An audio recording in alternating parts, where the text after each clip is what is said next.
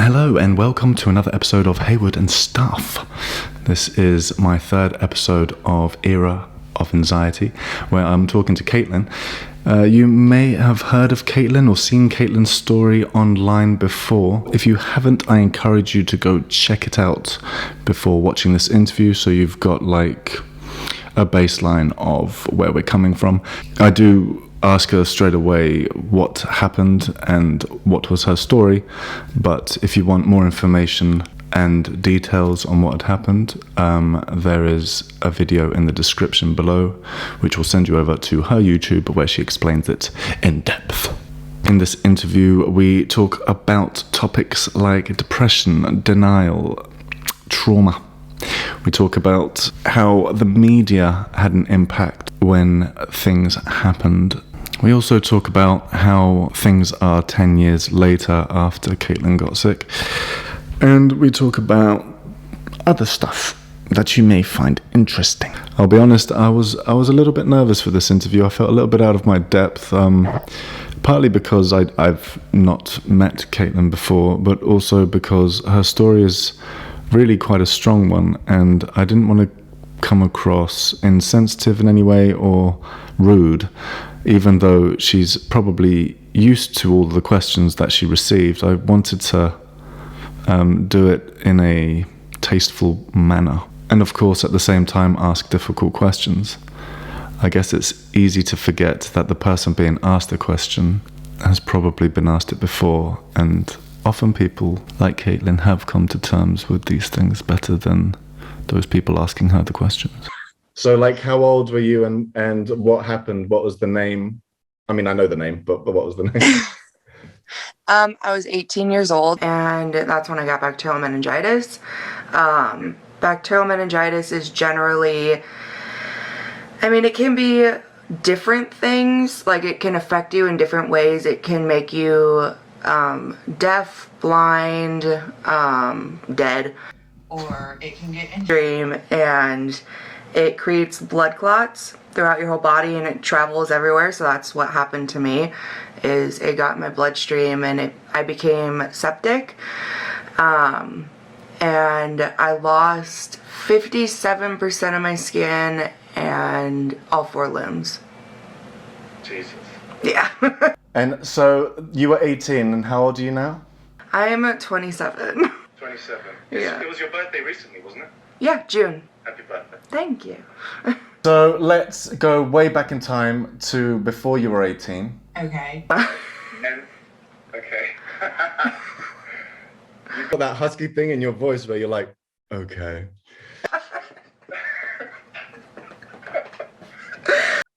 Okay. That's actually not normal. I had a tracheotomy or whatever. Oh shit, sorry. I like it. I like it too. Okay, so as broad as it is, what were you like before you got sick? So before you were 18? I was pretty carefree. I had a lot of fun. I wasn't like ever really depressed, or I never had anxiety. I actually didn't believe people who had anxiety and depression, because I was so the opposite of that. And when people would say they're depressed, given I was like 14, and a lot of people who say or said when in my time, or my friends at least, that they were depressed, they weren't really depressed. It was very much just a bad situation, like a boyfriend broke up with them or what have you. So it was very much like, yeah, I don't believe in depression. And when people would say they felt like they were dying from anxiety, I was like, oh my God, like, what's wrong with you? And but so that's how I was before. I had no real like mental issues, and I was just generally very happy and partied and just extremely carefree, and had no like realization that like death was a thing, you know, and Right. actual like depression was a thing and anxiety was a thing. So I was pretty naive, I guess you could say. Yeah, I mean, you were young. Yeah, but also I just had a lot of fun. Okay, so then it happened when you were 18. Yeah. And then life changed like so rapidly. Yeah. And it's super hard for anyone that hasn't been through something like that to relate to, because it doesn't. Yeah. I mean, obviously, as there is with a lot of things. But so the initial, say, first couple of years. Who is it? Who is it? Myself. I was looking at myself in the camera. Okay, so the first. I guess what I wanna ask you is, without getting too personal, at what point did you come to realize what had happened? Because just to quickly finish, like, my early experience with traumatic events is losing a family member. Okay, so that's probably as traumatic as it gets. Like, I lost my father 15, lost my mother at 25, and that's heavy, but it's not the same. It's still heavy, like, but it's not the same. And I remember it took me over a year to actually start mourning my mum. Like, it was a year later I actually broke down crying, like, oh my God. So I just wondered, like, was there a time frame where you were kind of in a well, it's not real kind of phase? Yeah, I was in that. Sorry, I was in that phase for years. Like right after I got sick, people were like, oh my God, you're so strong. You act like this didn't happen and you're still yourself. And I didn't realize that, but now I'm like, well, yeah, like, it hadn't hit me yet. So I was still me. I was unaffected emotionally and mentally. And I mean, I was living all the, like, having no limbs and whatnot, so I wasn't able to be in real denial, but generally it took me, I want to say, like 3 years until I really started to just cry about it. And even then it was still very much like, because I was raised in a Christian household, so I would, like, pray and all that stuff, and I would cry while I was praying, but it wasn't out of the realization of having no limbs or the realization of my life has completely changed forever. It was just crying out of, I have no idea why. Like, my brain was just so messed up. I guess out of trauma as well. The whole thing is so traumatic. Yeah, and so it took, I want to say, about like 3 to 4 years for it to actually start to even sink in. And I feel like just like a couple years ago, maybe even this year, is when it really started to hit me, and when I started to mourn, like, not having any limbs. And because I also went through a phase of, like, I would literally, like, negotiate with, like, while I was praying, like, if I'm, like, the perfect person, and then will you give me my limbs back, like, you know. And so that just happened, like, within this year, actually. So I still don't really know if my brain has actually really caught up with everything, and I don't know if it'll ever be able to fully, so that just started really recently, like, the actual, like, realization and coming out of denial and whatnot. But I think it started about 3 or 4 years after I got sick. So when my brain started to actually soak things in. Yeah, I mean, I think it's like people that do suffer from post-traumatic stress, and it affects them their whole life. Yeah. And of course it does. Your brain's been put through something that normally we wouldn't get put through, and so there's a shock to the system. You know, on your YouTube, there's the one video where you tell your story. Sorry, I'm laughing because you're looking at yourself. Hi. I'll clip it in. My angle is all wrong, to be honest. Yeah, I keep looking because I think my hair's in the way. You know on your YouTube channel? Yeah. There's the one video where you tell your story. And I think it was soon after you did the Truly. I think it was Truly. Anyway, so, which I'm sure got you a lot of attention at the time, like on social media, right? Yeah. So, and was that soon after you got sick? No, that was... I'm probably completely wrong about this, but I want to say that was a couple years ago, actually. So, when you did the video about your story, because I watched the video and I was like, as I was watching it, my initial reaction was like, oh wow, she's really, and this is at first, my first thought, wow, she's really come to terms with it. Oh, that's really brave. Oh yeah, God, like superhero, which you are regardless. And then I was like, there's no way anyone gets over something like that, right? And then I started thinking deeper. Do you think you were in a level of still shock even when you were doing that, or were you, or had you kind of found peace with it yet? No, not at all. I'm pretty sure when I did the Truly video was probably one of my most depressive states. Right. And I think so. And anxiety was like massive in my life. I'm pretty sure I was still on antidepressants then, which honestly weren't right for me because I felt nothing, and when I did feel something, it was just like sadness, like the worst sadness you'll ever think of.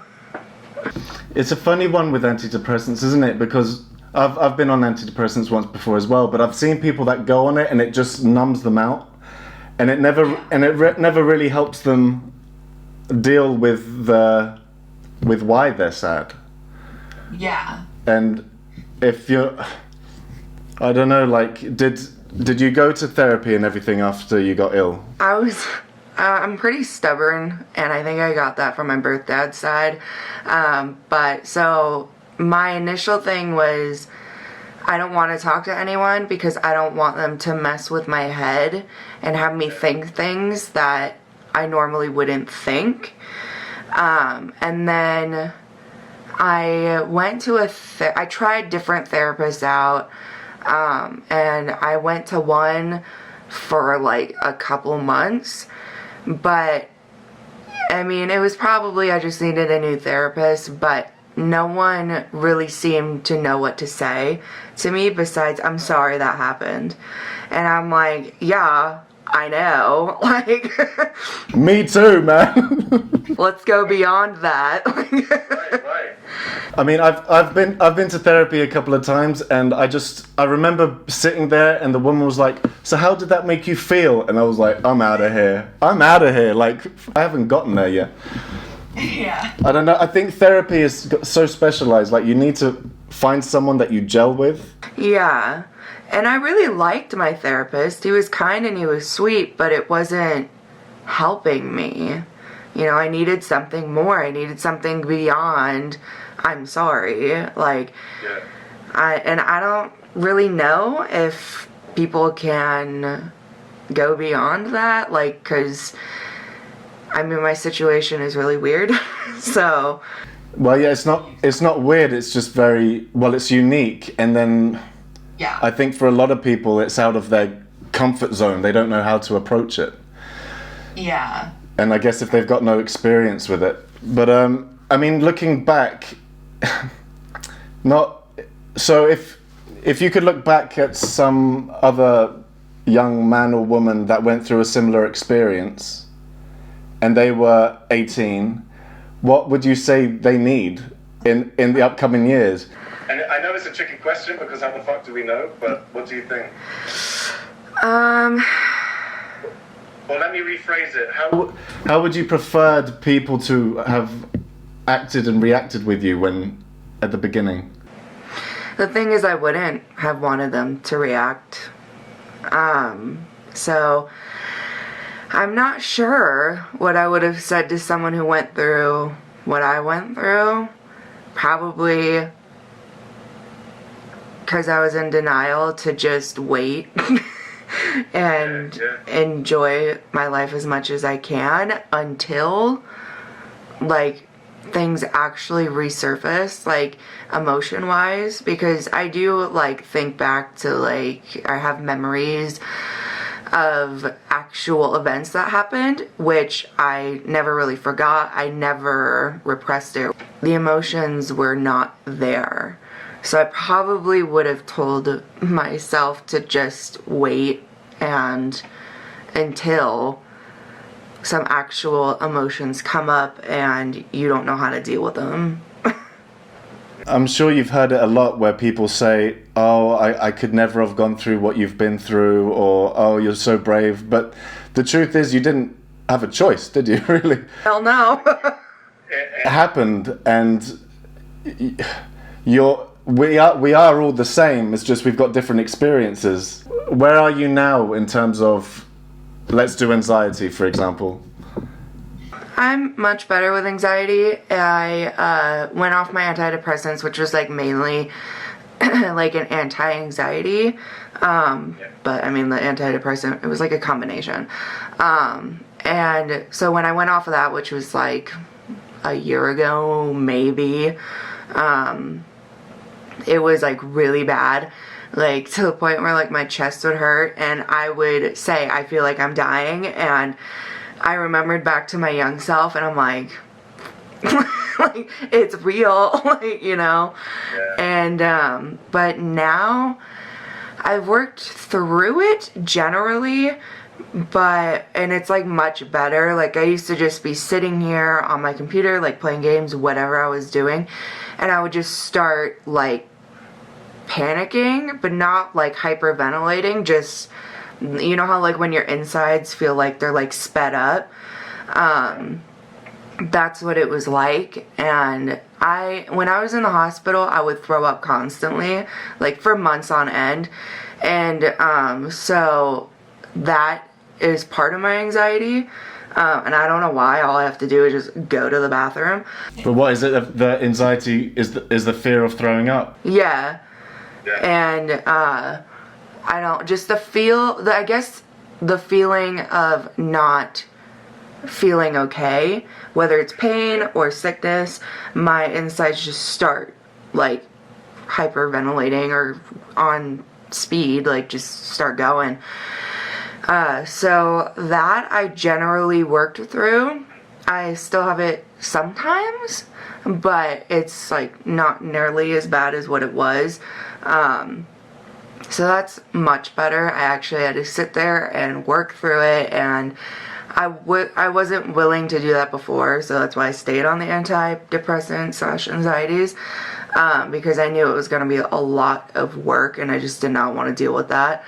And so then I got to the point where I pretty much got to the point of like, not I want to deal with anxiety, it was I wanted to feel things, because my entertainment in life is going on vacations, whether it's a cruise or just staying in a hotel in Las Vegas. Like that's just what I do. That's what I do for fun.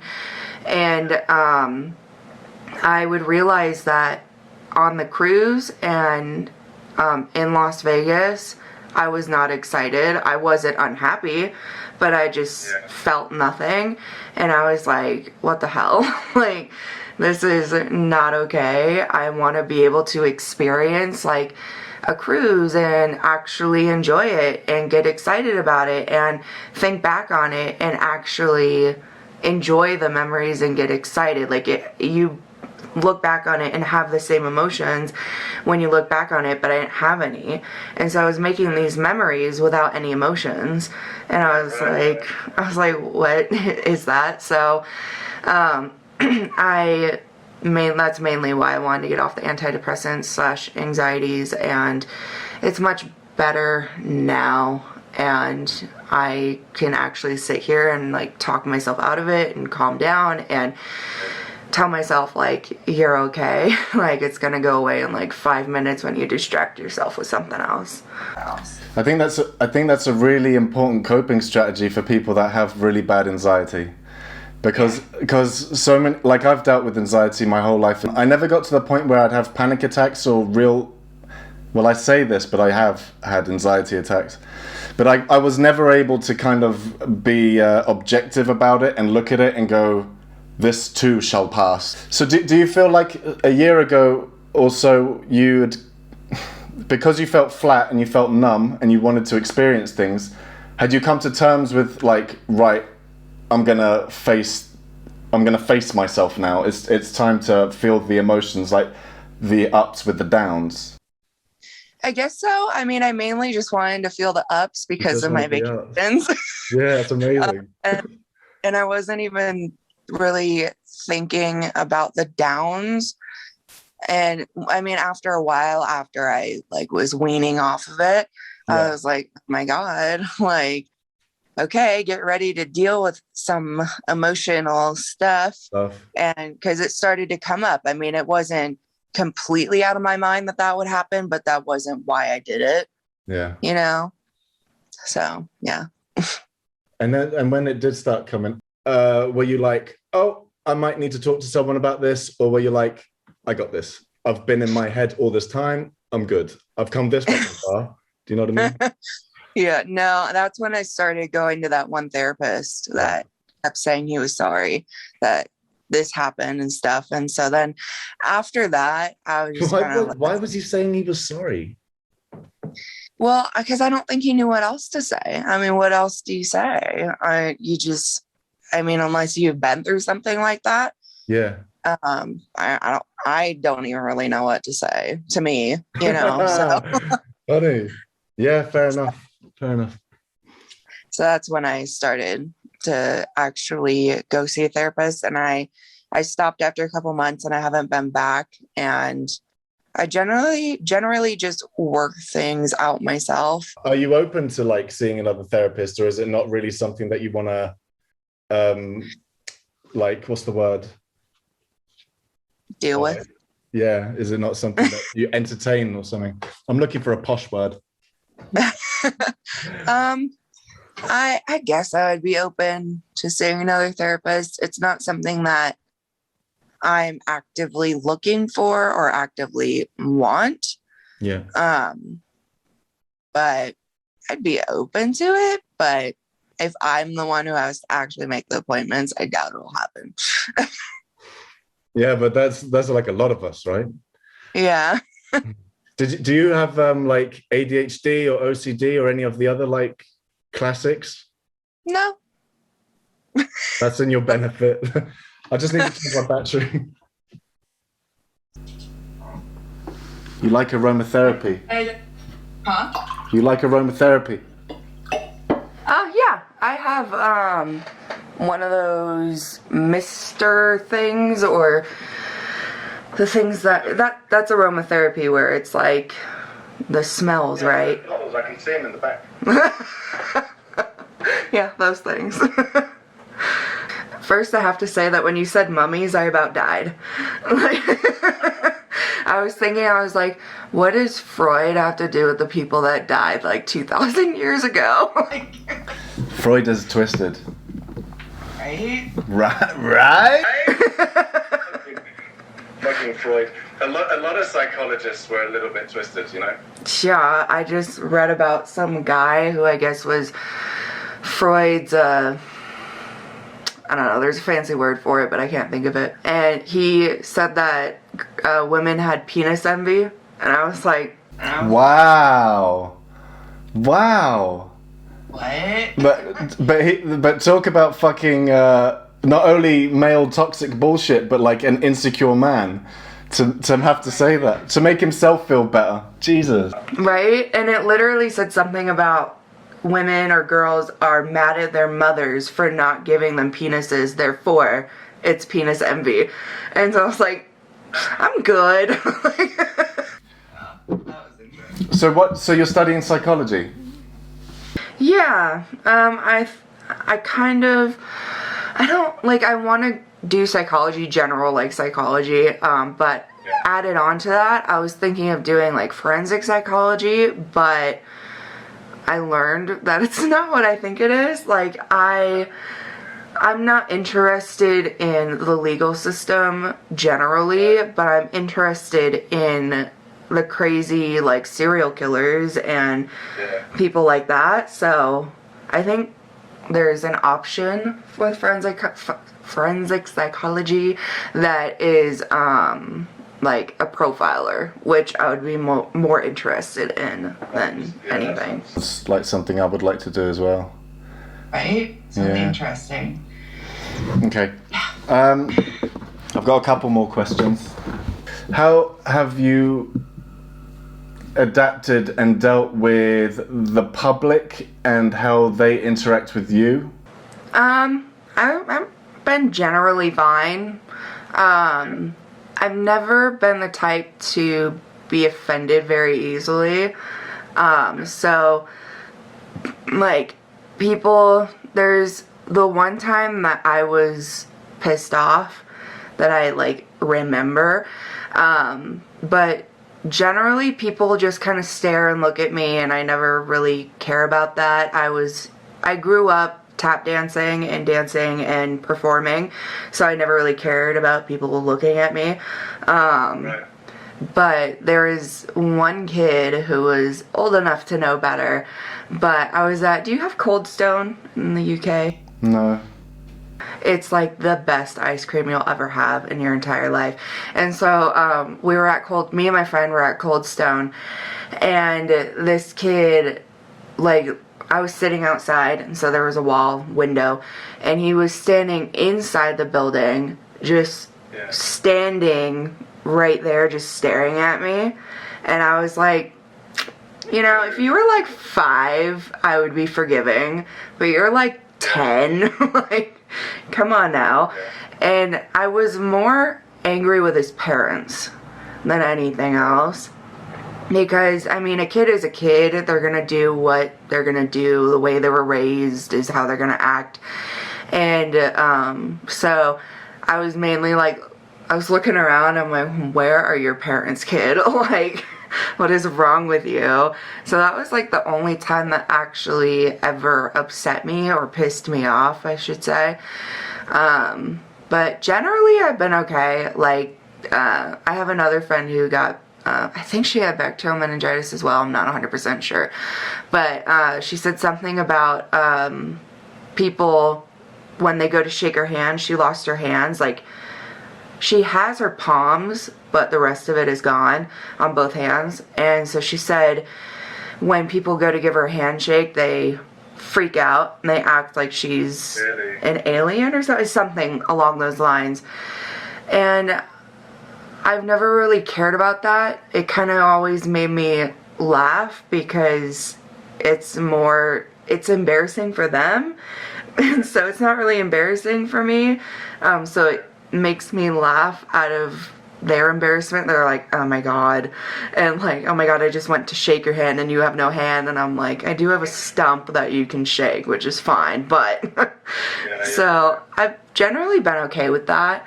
I've never really gotten upset minus that one time. Yeah. I mean, I think that is something that's strong within you to deal with it like that. I mean, it's very different, but with my birthmark, even though I was born with it, I struggled with it up until I was in my 30s.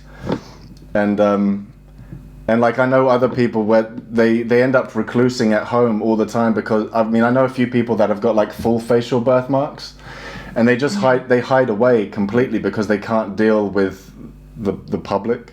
Yeah. I had a friend who had a birthmark on her face that was like half her face almost, or like probably a little bit less than half. And she never not wore makeup.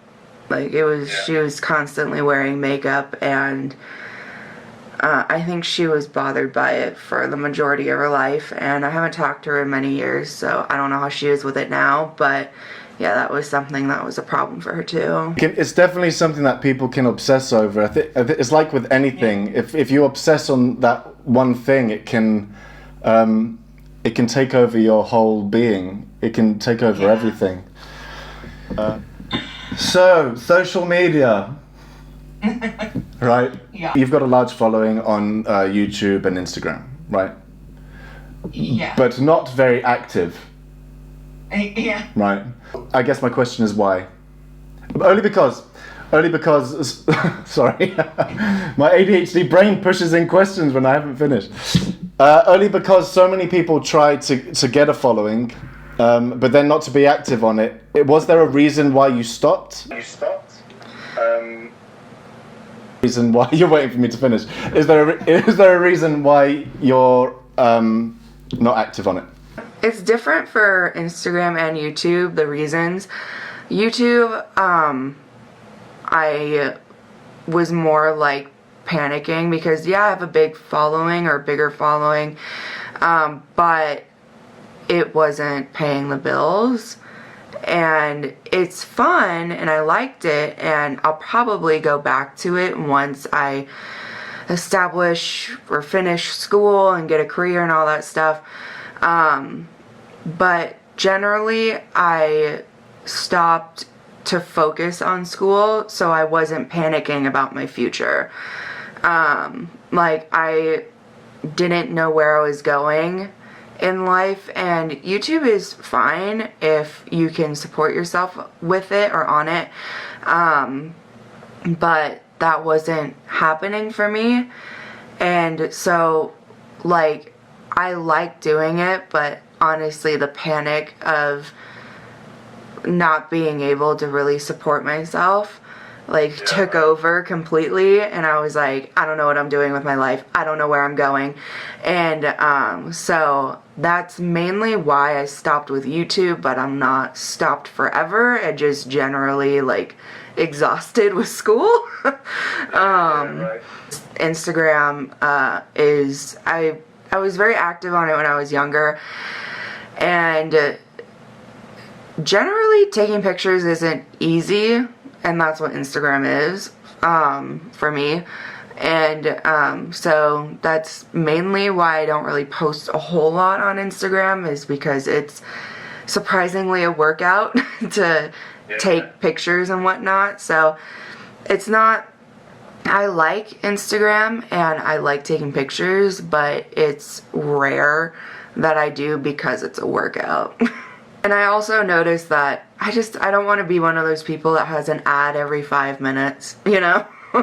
And that's another way that you can make more money, and I don't know, I'm not willing to be that person. I'm one of those people. I will sell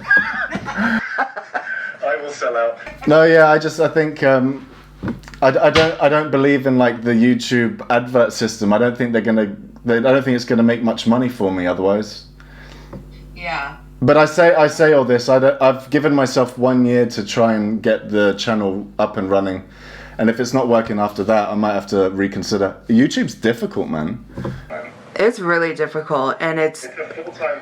It really is, and it takes all your energy and all your time, and you want it to be the best content that you can make it, and that takes a lot of effort.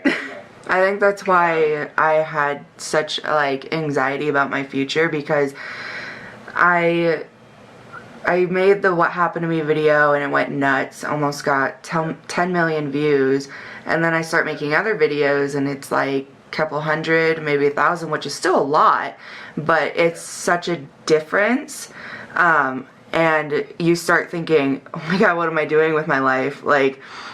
Oh my god, am I just going to be sitting here making videos for the rest of my life that never go anywhere, you know? And 100,000 is a lot. It is. I was saying I would get 100 or 1,000. Right. Oh yeah. If I was getting 100,000, I would not have worried about it at all. Yeah, and then would you start playing in your head why? Not why, more of oh my god, just what am I doing?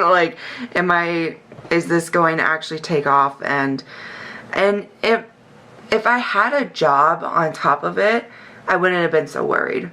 You know, I would still be making content and videos, but I don't have a job.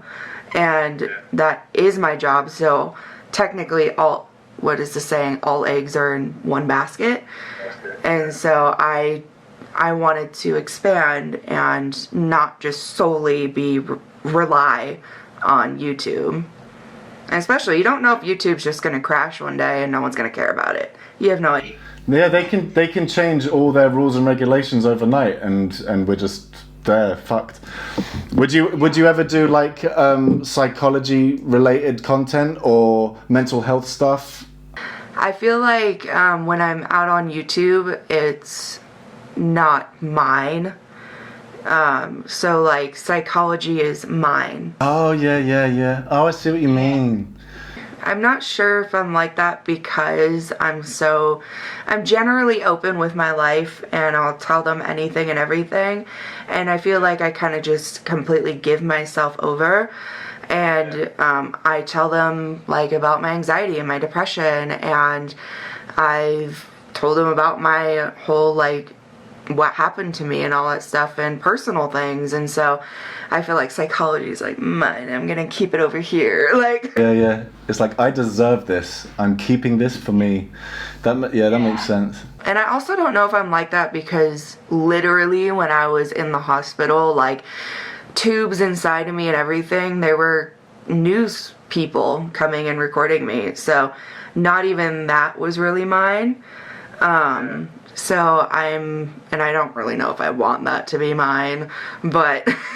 Well, that's interesting though, isn't it? Because it is yours.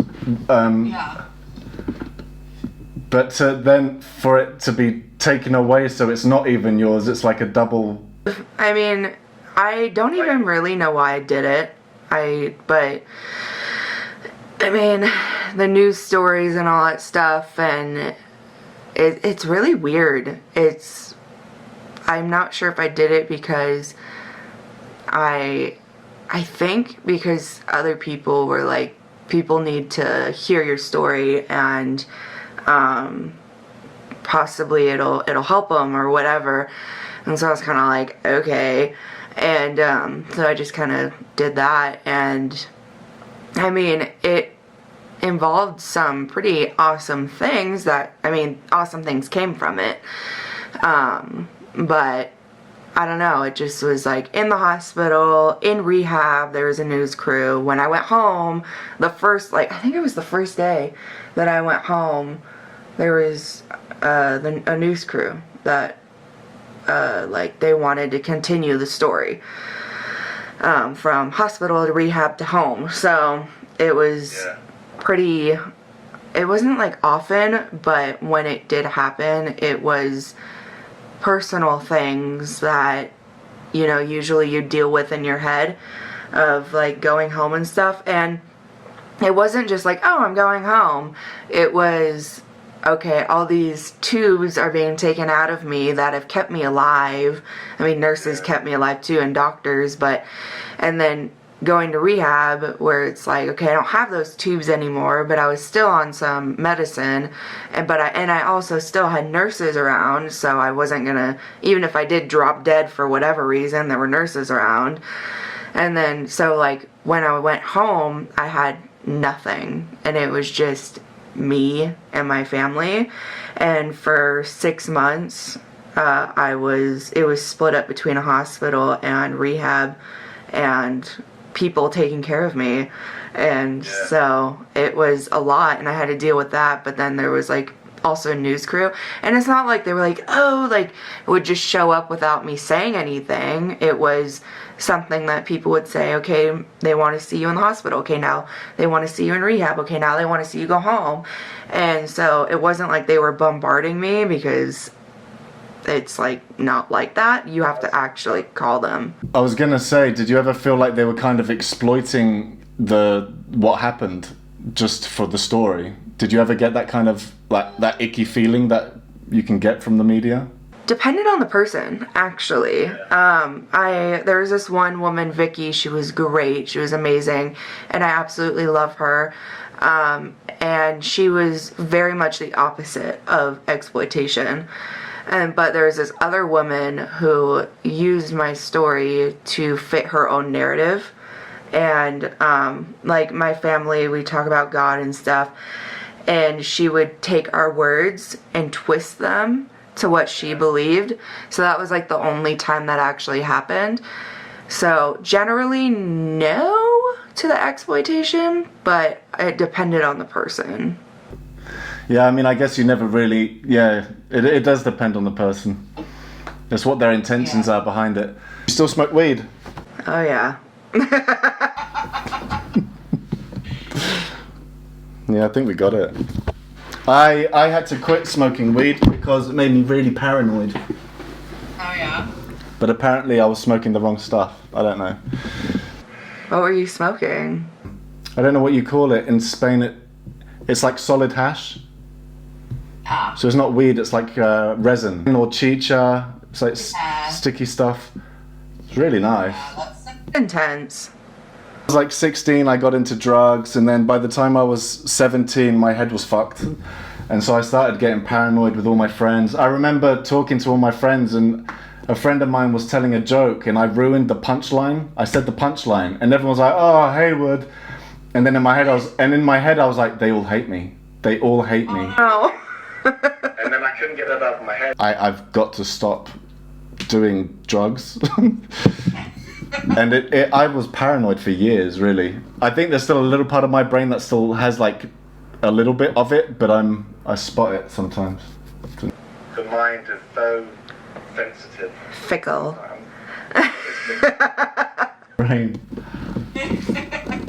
Anyway. Okay, cool. Thank you so much for doing this. Thank you so much for having me. I'm going to think about it later and go, no, you probably should have asked something a bit deeper.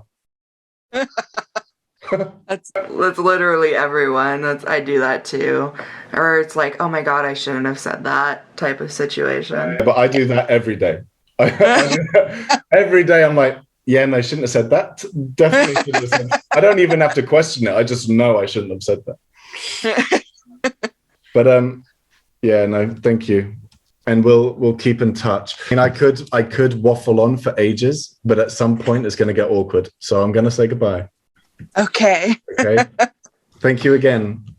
And thank you. have a beautiful day. And You too. speak Bye. to you soon. Thank you. Bye. Okay. Bye. So that was the interview with Kaitlyn. Afterwards, we continued to talk a little bit, and the following day, as per usual, I realised there were some things that I would have liked to have asked her, and she was kind enough to answer them. So these were the questions that I then followed up with. Would have asked more about would have been how was your mental health for the following years? How did you deal with it? Did you recluse? I know we spoke about the denial stage, but I didn't really dig very deep into how you felt other than the denial. I also could have asked about how did friends and family handle it, but that I might not have asked that anyway, actually. And the other question I would have asked was the next 10 years, how would you like to see where would you like to develop in terms of your mental health? Is there anything that you'd want to work on? Do you think there's anything to work on that side? That kind of shit. Okay, and so she replied, I definitely reclused, I definitely reclused. Talking to people, even friends, just screwed with my head. I'm not exactly sure how to describe it, but long story short, I completely isolated myself from friends and dating. I probably would have isolated myself from family as well, but I live with my family, so isolating myself from them wasn't an option. I'm glad it wasn't an option though, looking back at it. My mum clung to me. My brother relatively stayed the same. He was sad, but he didn't change much. My dad started drinking, and my friends were extremely supportive, give or take one or two. In the next 10 years, I'm hoping to go back to who I was before I got sick, personality-wise and mentally as well, but not so much that I regress back into an 18-year-old. More carefree mentally, I guess, less worry and anxiety. Oddly, I don't want to lose the sadness. I don't want to be the super sad person either. I don't want to be the super sad person, but I've kind of gotten attached to it. It's definitely odd to say that. So there you go.